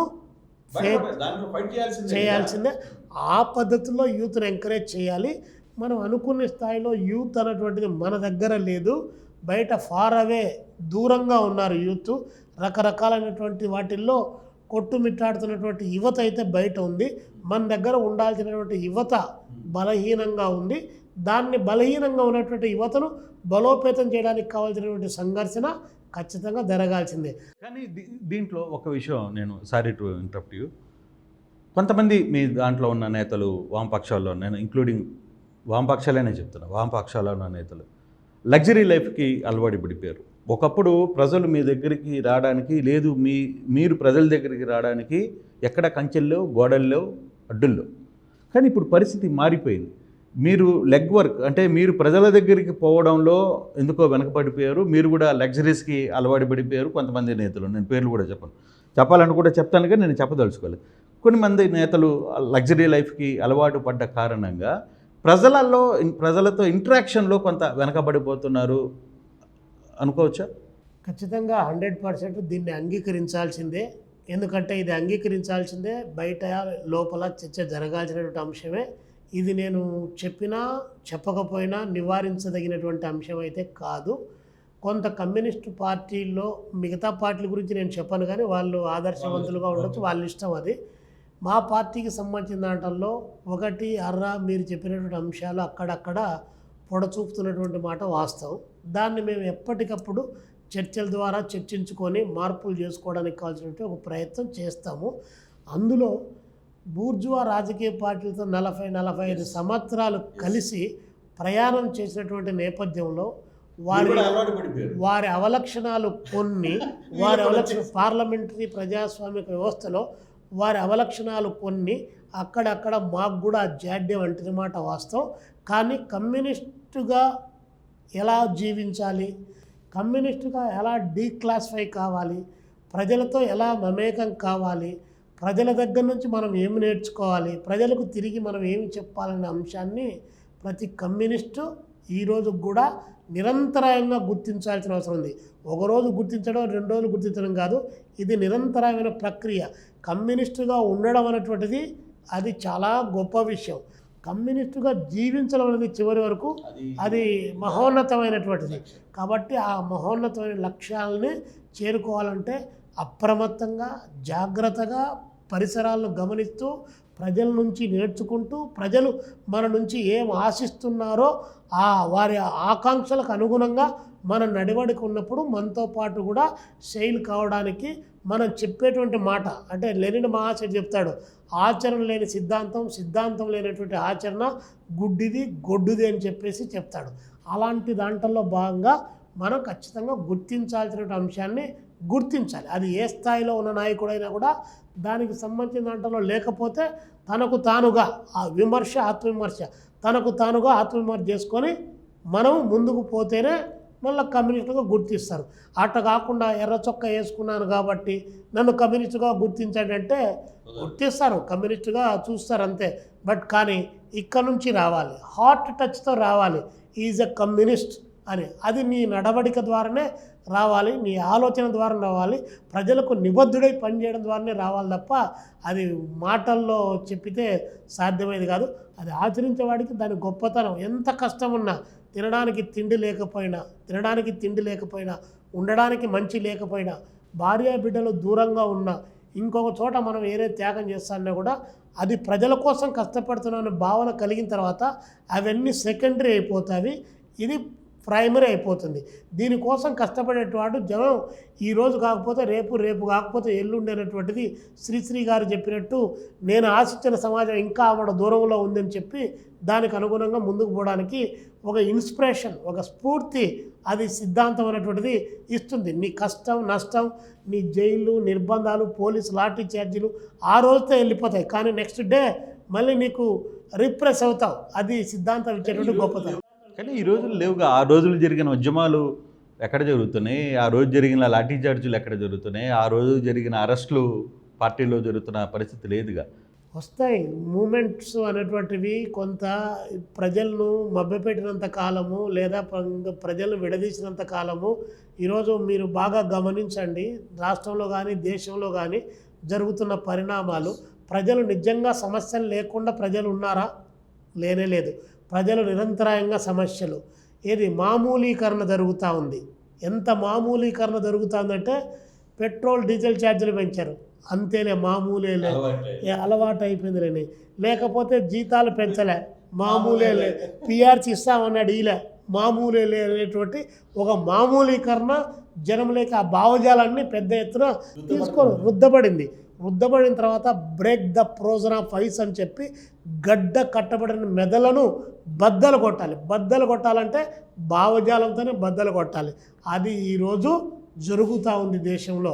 నిన్న సుప్రీంకోర్టు జడ్జి గారు సూర్యకుమార్ ఆయన ఎవరో చెప్పారుగా, ఒక్క మాట అంటే ఈరోజు మిలియన్స్ ఆఫ్ ది యూత్ నిరుద్యోగులంతా కాక్రోచ్ జనతా పార్టీ అనే పేరుతో ఎంత పెద్ద ఎత్తున విప్లవాన్ని సృష్టిస్తున్నారో, ఆ విప్లవం జరుగుతూ ఉంటే ఈరోజు పాలక వర్గాలకు గుండెల్లో ఎంత దడ పుట్టిందో గమనిస్తున్నాం. కాబట్టి అందుకోవాల్సినటువంటి పరిస్థితి వచ్చినప్పుడు ఖచ్చితంగా పరిణామక్రమంలో మార్పు అనేటువంటిది అనివార్యంగా జరుగుతుంది. ఇప్పటికీ ఈ 12-13 సంవత్సరాల కాలంలో నరేంద్ర మోడీ గారు చేస్తున్నటువంటి ఏమేం పనులు చేస్తున్నారో జనం గుర్తిస్తున్నారు 1 by 1. కానీ అట్లా గుర్తించకుండా ఉండడానికి కానీ ఇక్కడ మీరు నరేంద్ర మోడీ పేరు ఎత్తారు కాబట్టి కోసం మీరు ఎంతసేపు నరేంద్ర మోడీ చుట్టూ ఉన్న కార్పొరేట్ శక్తులు ఇవన్నీ మాట్లాడతారు కదా, అదే కార్పొరేట్ శక్తుల దగ్గర నుంచి మీకు ఫండ్స్ రావా? మాకు ఎవరిస్తున్నారు కార్పొరేట్ శక్తులు? మాకు కార్పొరేట్ శక్తులు ఇస్తే ఈరోజు నేనే సిపిఐ స్టేట్ సెక్రటరీ ఈ రాష్ట్రంలో ఓపెన్ ఛాలెంజ్ చేస్తున్నాను మీ ద్వారా. ఏ కార్పొరేట్ వ్యక్తి, ఏ కార్పొరేట్ శక్తి సిపిఐకి మేము ఏదో 1 కోటి రూపాయలు ఇచ్చాము, 2 కోట్ల రూపాయలు ఇచ్చామని చెప్పి చెప్పగలిగినటువంటి ఎవడో బయటికి రమ్మని కోరుతా ఉన్నాం. డైరెక్ట్ కోరుతా ఉన్నా. ఈ 6 మాసాల కాలంలో మేము రూపాయి 500, 1000, 2000, 5000 ఇచ్చేటువంటి వాళ్ళు ఎవరన్నా ఉంటే అలాంటి మా సింపథైజర్స్ కానీ లేదా మాకున్నటువంటి ప్రజా సంఘాల ద్వారా కానీ లేదా సిపిఐకి సింపథైజర్స్గా ఉన్నటువంటి వాళ్ళ ద్వారా మేము సమీకరిస్తాం. ఈ పార్టీ కూడా బలపడాలి, ఈ పార్టీ వాయిస్ వినిపించాలని చెప్పి భావించేటువంటి మా మద్దతుదారుల దగ్గర నుంచి మేము తీసుకున్నాం తప్ప కార్పొరేట్ కంపెనీలు మాకు ఇచ్చినది. ఈ దేశంలో కమ్యూనిస్ట్ పార్టీ సిపిఐ సగర్వంగా చెప్తున్నాం. Comedy AB Bardhan CPI general సెక్రటరీగా ఉన్నప్పుడు రిలయన్స్ కంపెనీ వాడు 50 లక్షల రూపాయలు కమ్యూనిస్ట్ పార్టీ కార్యాలయానికి అజయ్ భవన్ పంపితే only the communist party CPI 50 లక్షలు వెనక్కి తిరిగి పంపినటువంటి చరిత్ర సిపిఐ పార్టీకి ఉంది. కాబట్టి మాకు ఏ కార్పొరేట్ శక్తులు అలాంటి కార్పొరేట్ శక్తుల యొక్క సహకారాన్ని మేము కోరితే ఆపరేషన్ కగార్ను మేము వ్యతిరేకించలేము. ఈరోజు భూ దోపిడీని మేము వ్యతిరేకించలేము. పేద ప్రజల హక్కులను మేము అడగలేము. వారికి ప్రత్యక్షంగానో పరోక్షంగానో బైండ్ ఓవర్ కావాల్సినటువంటిది జరుగుతుంది. ఇప్పుడు వ్యవస్థ నడపాలి, మీరు వ్యవస్థను నడపాలి, మీకంటూ ఒక టీమ్ ఆఫ్ సెక్షన్ నడపాలి, లేదు మీకంటూ ఒక డిజిటల్ ప్లాట్ఫామ్ నడపాలి, మీకంటూ కొన్ని శక్తులను నడుపుకోవాలి. మీ అవసరాలు మీ పర్సనల్గా అక్కడ అవసరమైన పరిస్థితిని వ్యవస్థను నడపడానికి అవసరమైన చాలా ఇష్యూస్ ఉంటాయి. వాటిని ఎలా చేస్తున్నారు? మీకు వచ్చే ఫండ్స్ లేకపోతే మీరు కలెక్ట్ చేసే 100 రూపాయలు లేకపోతే 150 రూపాయలు దాంతోనే సరిపోద్దా? అంటే నేను ఎందుకు చెప్తున్నా అంటే, ఫర్ ఎగ్జాంపుల్ ఒక విజయవాడలో మీకు పార్టీ ఆఫీస్ ఉంది. పార్టీ ఆఫీస్ని నడపడానికి అక్కడ ఉన్న ఒక 10 మంది పిల్లలు, లేదు అక్కడ ఉన్న టీంకి వాడికి జీతపత్యాలు ఇవన్నీ వేయడానికి నెలకు ఒక 10 లక్షలు ఖర్చు అవుతుంది. ఈ 10 లక్షలు ఎక్కడి నుంచి వస్తున్నాయి? ఎక్కడి నుంచి ఎలా మీరు జనరేట్ చేసుకోగలుగుతున్నారు? మేము పార్టీకి సంబంధించిన దాంట్లో మేము 26 జిల్లాల పార్టీ కమిటీలు ఏవైతే ఉన్నాయో వాటికి సంబంధించి ప్రతి జిల్లా పార్టీ కూడా మేము ఇంటింటికి గడప గడపకు సిపిఐ అయినటువంటి పేరుతో మేము తిరుగుతాం. సంవత్సరానికి ఒకసారి మేము అన్ని గడపలను తొక్కుతాం. మా శక్తిని బట్టి, ఆ జిల్లాల ఉద్యమ నిర్మాణాన్ని బట్టి మేము వెళ్తాం. దాంతోపాటు మా పార్టీకి అనుబంధంగా ఉన్నటువంటి ప్రజా సంఘాలు ఏవైతే ఉన్నాయో ఆ ప్రజా సంఘాలు వారి శక్తి సామర్థ్యాన్ని బట్టి, వాళ్ళకు ఉన్నటువంటి వెసులుబాటును బట్టి వాళ్ళు కూడా కొంత సహకారాన్ని అందిస్తారు. అదే పద్ధతిలో ఇంకా కొంతమంది వెల్ నోటెడ్ పర్సన్స్ ఎవరైతే ఉన్నారో, పార్టీలో కొంచెం ఆర్థికంగా పరిపుష్టి కలిగినటువంటి వాళ్ళు ఉన్నారో అలాంటి వాళ్ళు కూడా పార్టీకి మేము అడిగినా అడగకపోయినా సంవత్సరానికి అంటే అటువంటి సిచ్యువేషన్ ఉందా కనీసం? ఏదో ఒక రకంగా గతంలో బాగా ఉండేది. ఇప్పుడు ఆ సిచ్యువేషన్ ఉందా అంటున్నా. రాజకీయాల్లో వచ్చినటువంటి మార్పుల్లో భాగంగా రకరకాల పద్ధతుల్లో తగ్గిపోయింది. ఆర్థిక పరమైనటువంటి ఇబ్బందులు కమ్యూనిస్ట్ పార్టీకి, మా పార్టీకి ముఖ్యంగా సిపిఐ పార్టీకి తీవ్రంగానే ఆర్థిక పరమైనటువంటి ఇబ్బందులు ఉన్నాయి. వాటిని అధిగమించడానికి ఉద్యమంలో ఉన్నటువంటి కార్యకర్తలు తప్ప వేరే మార్గం లేదు మాకు. మేము ఎప్పుడైతే కమ్యూనిస్ట్ పార్టీ శ్రేణులు, మా పార్టీ సభ్యులను మేము మోటివేట్ చేసి వాళ్ళే పార్టీకి పునాది రాళ్ళు అని చెప్పి మేము భావిస్తామో, వాళ్ళు అందించేటువంటి సహకారంతో పార్టీ నడవడం మొదలు పెడుతుందో అప్పుడు మా గొంతుకలు కూడా మరింత గట్టిగా నిలబడతాయనేటువంటి వాయిస్ను మేము కిందికి తీసుకెళ్తా ఉన్నాం. అట్ట కాకుండా మనం ఏ పార్టీలతోనో వాళ్ళతో వీళ్ళతో కలిసి అంటగాగితే రేపొద్దున వారి ఎజెండాను ప్రత్యక్షంగానో పరోక్షంగానో మోయాల్సిన పరిస్థితి వచ్చినప్పుడు అది ప్రజలకు నష్టం జరుగుతుంది. ప్రజలకు నష్టం జరగకుండా ఉండాలి అంటే ఖచ్చితంగా ప్రజలపైన డిపెండ్ అయ్యి కమ్యూనిస్ట్ పార్టీ పనిచేయాలి. సిపిఐగా భవిష్యత్తులో అలాంటి ఒరవడిని సృష్టించుకోవడానికి కావాల్సినటువంటి ఒక నూతన ప్రయత్నాన్ని మేము కొనసాగిస్తూ ఉన్నాం. మొన్నటి దాకా పవన్ మీతో కలిసి ఉన్నారు, కానీ సడన్గా పవన్ బయటికి వెళ్ళిపోయారు. అంటే పవన్ ఈరోజు ఆంధ్రప్రదేశ్ రాజకీయాల్లో ఒక కీలక శక్తిగా మారాడు. మీ ఆలోచనలు వామపక్షాల్లో పవన్ని వదులుకోవడం వల్ల మనం ఏమైనా తప్పు చేసాం అనే ఒక ఫీలింగ్ ఏమన్నా ఉందా? లేకపోతే ఎక్కడ మీకు గ్యాప్ వచ్చిందంటే మీరేం చెప్తారు? పవన్ కళ్యాణ్ను మేము వదిలేయలేదు. పవన్ కళ్యాణే మమ్మల్ని వదిలేసుకొని ఆయన వెళ్ళాడు. మేము ఆయన్ను వదిలేయడం అంటే ఆయన నువ్వు ఉండి అని మేమేమి ఆయన్ను పట్టుకొని పాకులాడిన పరిస్థితి కూడా కాదు. ఎన్నికల కంటే ముందు ఒక అలయన్స్లో కలుద్దామని చెప్పాడు. కలిసిన సందర్భంలో భగత్ సింగ్ అన్నాడు, చెగువేరా అన్నాడు. దాని తర్వాత మొత్తం నాకు వావిలాల గోపాలకృష్ణ అన్నాడు, శేషేంద్ర శర్మ అని చెప్పాడు, శ్రీశ్రీ గారి గురించి చెప్పాడు, ఉన్నవ లక్ష్మీనారాయణ గారి గురించి చెప్పారు. అన్ని విప్లవకరమైనటువంటి మాటలన్నీ మాట్లాడాడు.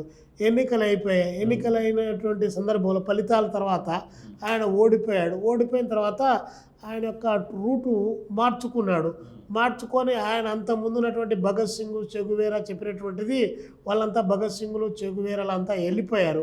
మళ్ళీ శ్యాంప్రసాద్ ముఖర్జీ లాంటి వాళ్ళు వచ్చారు, గురు గోల్వాల్కర్లు ఆయనలోకి వచ్చారు. తర్వాత బంచ్ ఆఫ్ థాట్స్ నేను చదివానని చెప్పి దాంట్లోకి దూరాడు. ఉన్మాదాన్ని, మతోన్మాదాన్ని నెత్తికెత్తుకున్నాడు. దాని తర్వాత జడేసాడు. దాని తర్వాత సనాతన అన్నాడు, గుళ్ళు గడిగాడు, గోపురాలు గడిగాడు. ఇది అంటేనే సీట్ వస్తుంది, లేకపోతే లేదనే దాంట్లో భాగంగా పోయాడు. ఆయన్ను బీజేపీ వాళ్ళు పట్టుకున్నారు. బీజేపీ వాళ్ళ దగ్గరికి ఈయన దగ్గరికి బీజేపీ వాళ్ళు వచ్చారు. మొత్తానికి కుదిరితే రాష్ట్రాలు మనందరం కలిసి ప్రయాణం చేద్దామన్నారు. జగన్మోహన్ రెడ్డి అలాంటి పరిస్థితులు క్రియేట్ చేశాడు. మామూలుగా ఉండి జగన్మోహన్ రెడ్డి పరిపాలన చేస్తా అంటే ఈ పరిస్థితి వచ్చిండేది కాదు. ఆయన కూర్చున్నటువంటి ఏదో పడుకున్నటువంటి గాడిదని లేపి తన్నించుకుంటా ఉంటుంది చూడు, అలాంటి వాటిని చేశాడు. జగన్మోహన్ రెడ్డి గారు చేయొచ్చు, లేదా ఆయన పార్టీ నాయకత్వం చేయొచ్చు. విజృంభించారు. అధికారం శాశ్వతం, మన ఇంట్లో కావాలి కుక్క అనుకున్నారు. ఆ కుక్కలన్నిటిని పైకి లేపారు. అవన్నీ విజృంభించి వేరే పద్ధతిలో పోయాయి. అవన్నీ కలిసి ఢిల్లీకి వెళ్ళిన తర్వాత జగన్మోహన్ రెడ్డి గారు ఢిల్లీలో దిగి, న్యూఢిల్లీలో అజ్మీర్ గేట్లో దిగి అక్కడికి పోయి శ్యాంప్రసాద్ ముఖర్జీ భవన్కు, బీజేపీ ఆఫీస్కు ఆయన అట్టే పోయాడు. పవన్ కళ్యాణ్ గారు న్యూఢిల్లీ అజ్మీర్ గేట్లో దిగి ఆయన అదే ఆఫీస్ పోయాడు. ఇంకా చంద్రబాబు నాయుడు విజనరీ ఆయన అదే గేటుకు పోయాడు. వాళ్ళ ముగ్గురికి లంకె కుదిరింది. మన అధికారాన్ని నా చేతికి వచ్చే నేను, నీ చేతికి వచ్చే నువ్వు పంచుకుందామని చెప్పారు. వాళ్ళు అట్ట పోయారు. కాబట్టి మేము పవన్ కళ్యాణ్ మేమెక్కడికి బయటికి పంపించాము, ఆయన విధానాలు బయటికి పోయేటట్టు చేశాయి. ఇప్పుడు పవన్ కళ్యాణ్ గారు బీజేపీల కంటే ఎక్కువ సనాతన ధర్మాన్ని పాటిస్తూ ఉన్నాడు. ఎక్కడ పోయినా సనాతన ధర్మం. సరే, సనాతన ధర్మంలో ఉన్నటువంటి మంచి అంశాలన్న ప్రచారం చేస్తే సంతోషం, నమస్కారం పెడతాం. కానీ అది కాదు, దాంట్లో కూడా ఒక డిప్యూటీ సీఎంగా ఉండి ఉన్మాదాన్ని రెచ్చగొట్టేటువంటి మాటలు ఆయన మాట్లాడుతున్నాడు. ఇంకా చంద్రబాబు నాయుడు గారు కూడా ఈయన నిన్నటి వరకు లౌకికవాదని అనుకుంటాం, మేము కూడా అనుకుంటామి, మా వాళ్ళు కూడా చాలామంది పెద్దలంతా అనుకున్నారు. ఇంకా ఆయనకు లౌకికవాదని ముద్రేసే వాళ్ళు బయట చాలా మంది ఉన్నారు. నా వరకు మా వాళ్ళు కాదు, బయట ఉండే వాళ్ళు కూడా అనుకున్నారు. నా వరకు నన్ను అడిగారు అనుకోండి, యాజ్ ఏ సిపిఐ స్టేట్ సెక్రటరీగా, ఈరోజు చంద్రబాబు నాయుడిని లౌకికవాద అనడానికి 0.1% కూడా ఆస్కారం లేనటువంటిది. ఎందుకంటే లడ్డు అన్నాడు కదా, లడ్డుతో సంవత్సరం పాటు చేశాడు. ఎవడు కల్తీ చేశాడో, ఎవరిని పట్టుకున్నాడో, ఎవరిని ఏం చేశాడో, ఎక్కడ ఏ ల్యాబ్లో పరిష్కరించాడో, ఎక్కడ రిజల్ట్ వచ్చిందో తెలియదు. దాని పేరుతో సంవత్సరం పాటు రాజకీయాలు నడిపాడు.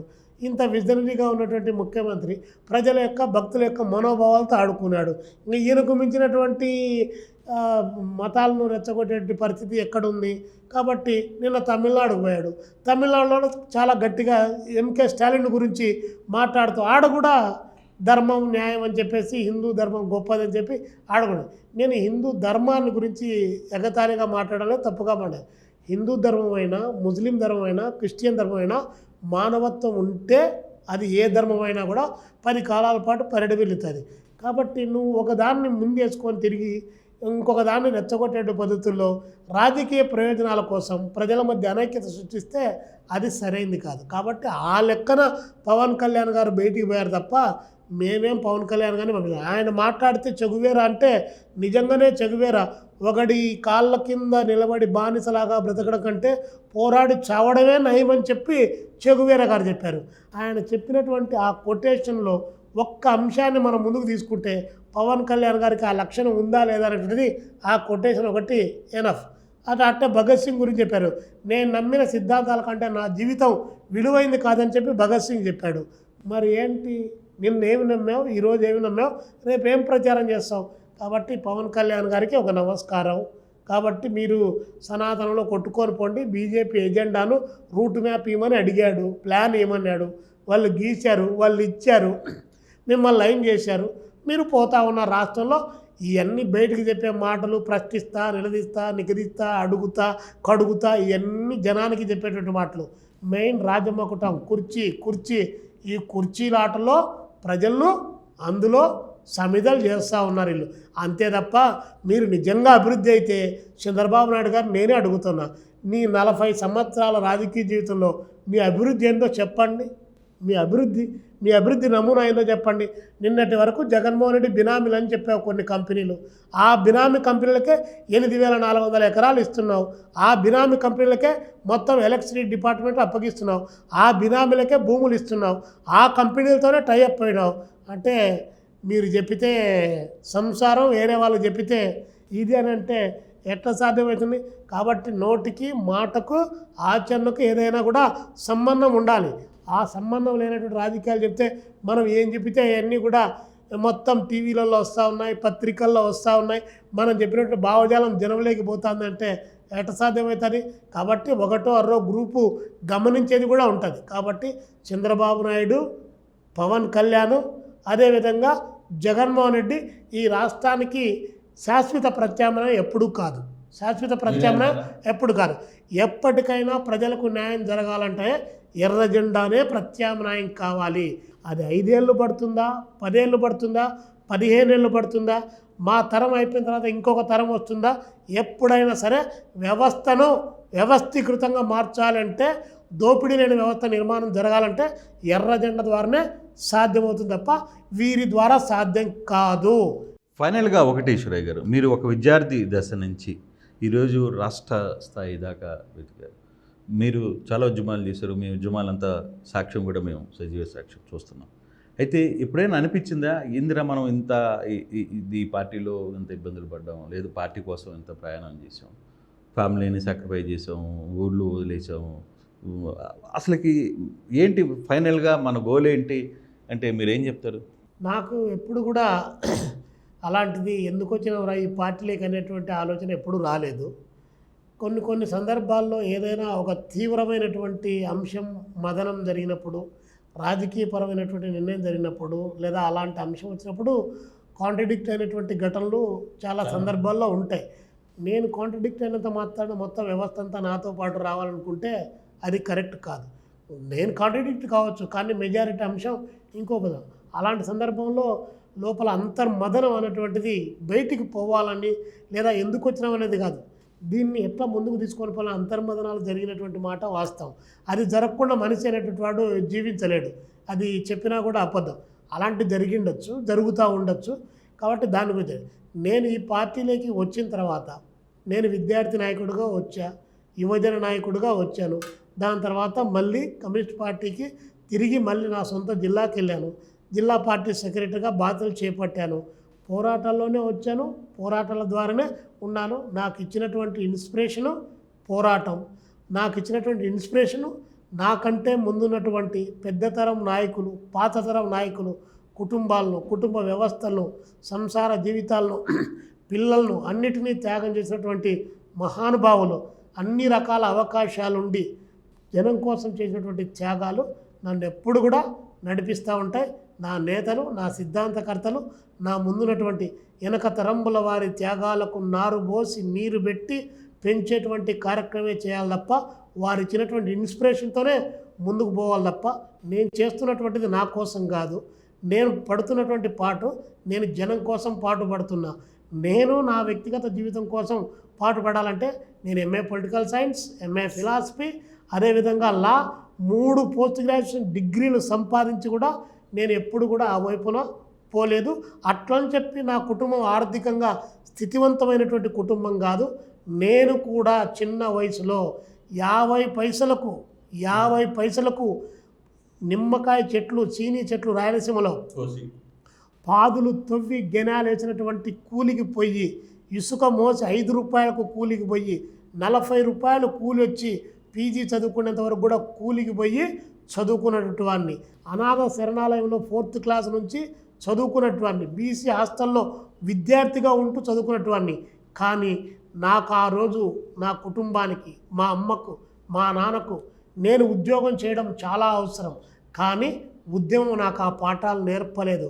నా కోసం జీవిస్తే నాలోనే ఉండిపోతా, నేను జనం కోసం జీవిస్తే అది జనంలో ఉండిపోతా అనేటువంటిది అది తెలిసి తెలియనటువంటి వయసులో అది బాగా ఎక్కిపోయినటువంటి సందర్భం.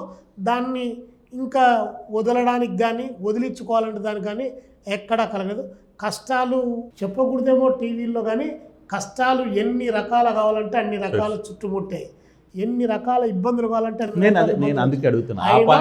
ఆ పాయింట్ దగ్గరికి నేను ఎందుకంటే ఇన్ని కష్టాలు మీరు ఎదుర్కొన్న బాధలు, మీరు పడ్డ ఇష్యూలు అంటే దగ్గరగా చూసిన వాళ్ళం కాబట్టి తెలుసు మాకు. కానీ అనిపిస్తుంది కదా, ఎందుకు మనం ఎవరి కోసం చేయాలి ఇవన్నీ, ఎందుకు ఈ వ్యవస్థ, మనం ఏంటి అనే ఒక ఎప్పుడైనా ఫీలింగ్ ఎప్పుడైనా వచ్చిందా? లేదు, అలాంటి ఫీలింగ్ రాలేదు. అందుకనే చెప్తున్నా, మన కష్టం పోల్చుకుంటే మనకంటే ముందున్నటువంటి వాళ్ళ కష్టం ఏంటి అనేటువంటిది ఒక్కసారి ఆలోచిస్తే నాటికి నేటికి పరిస్థితులు మారిండొచ్చు, ఆర్థిక సామాజిక రాజకీయ పరిస్థితుల్లో మార్పులు వచ్చిండొచ్చు. బట్ కానీ కమ్యూనిస్టుగా అని జీవించాలి అన్నప్పుడు అక్కడి నుంచి వారి దగ్గర నుంచి నేర్చుకోవాల్సినటువంటి కఠోరమైనటువంటి పాఠాలు చాలా ఉన్నాయి. వారి జీవితాల నుంచి ఎంతో కొంత, అంతా రాలే, అంతా వచ్చింటే ఇంకా బాగా ఆనందపడి ఉండేవాడిని.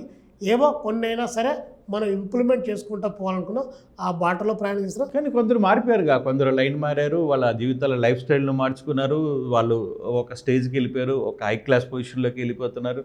కానీ మరి ఇప్పుడున్న యువత, మీరు ఇంకా చాలా వయసు ఉంది, పార్టీకి చాలా చేయాలి, మీరు ఎందుకు మారలేకపోతున్నారు? అది మారిపోయినటువంటి వాళ్ళ జీవితాలు నాకు ఆదర్శం కాదు. మారకుండా ఉండి జీవితాలు పనంగా పెట్టి ప్రజల కోసం నిలబడ్డటువంటి త్యాగధనులు, విప్లవకారుల జీవితమే నాకు ఆదర్శం. చాలామంది నక్సలైట్లు ఇది అని చెప్పి నక్సలైట్ని తిడతారు. నేను ఈరోజు కూడా చెప్తున్నా, వారి త్యాగాలు అనన్య సామాన్యమైనటువంటివి. వారి పోరాటం మామూలుది కాదు. వారు వ్యవస్థ మార్పు కోసమే చేస్తూ ఉన్నారు. కానీ వారి త్యాగాల ముందు, వారు చేసేటువంటి కానీ ఇప్పుడు వాళ్ళే వేరే మాట మాట్లాడుతున్నారుగా, ఇప్పుడున్న పరిస్థితుల్లో లొంగిపోతున్నారు. కొంతమంది వాళ్ళు క్లియర్గా చెప్తున్నారు, మేము 40 సంవత్సరాలు ఆ ఉద్యమంలో చేసి మేము పూర్తిగా కూడా నాశనం అయిపోయాం, మేము సాధించింది ఏమీ లేదు, సాధించలేము కూడా అని చెప్పి చెప్తున్నారు కదా. వాళ్ళు సాధించలేము అన్నటువంటి వాళ్ళు, సాధించలేదని చెప్పినట్టు వాళ్ళు బయటకు వచ్చి స్వాంతన చేకూర్చుకోవడానికి ఏమైనా మాటలు మాట్లాడారేమో, కానీ ఆ మాట్లాడుతున్నట్టు వాళ్ళు కూడా నేను గౌరవిస్తాను. ఎందుకంటే మీరు చేయబట్టే, మీరు ఆ 40 సంవత్సరాలు కూడా మీరు చేయబట్టే ఈ వ్యవస్థ ఎంతో కొంత మార్పు జరిగింది.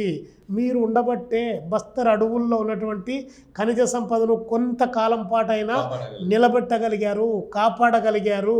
అందుకని ఆ త్యాగాలను నేను వేణిళ్ళ పొగుడుతా. బట్ కానీ మనందరం కలవాలి, బయటికి రావాలి.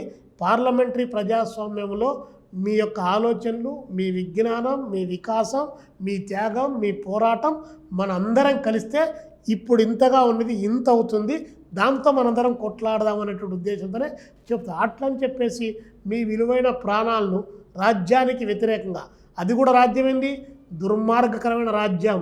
వాళ్ళు చెప్తా ఉంటారు వీళ్ళు పెద్ద మనుషులు అని చెప్తా ఉంటారు, కానీ వాళ్ళు పెద్ద మనుషులు కాదు.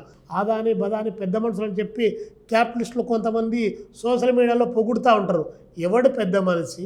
జనవాస్తి కొట్టేవాడు, ప్రభుత్వ గనులను కొట్టేసేవాడు, బ్యాంకులను దోపిడీ చేసేవాడు, రాబరీస్, అలాంటి దొంగలకు కాపలా కాసే వ్యవస్థ కొనసాగుతుంది.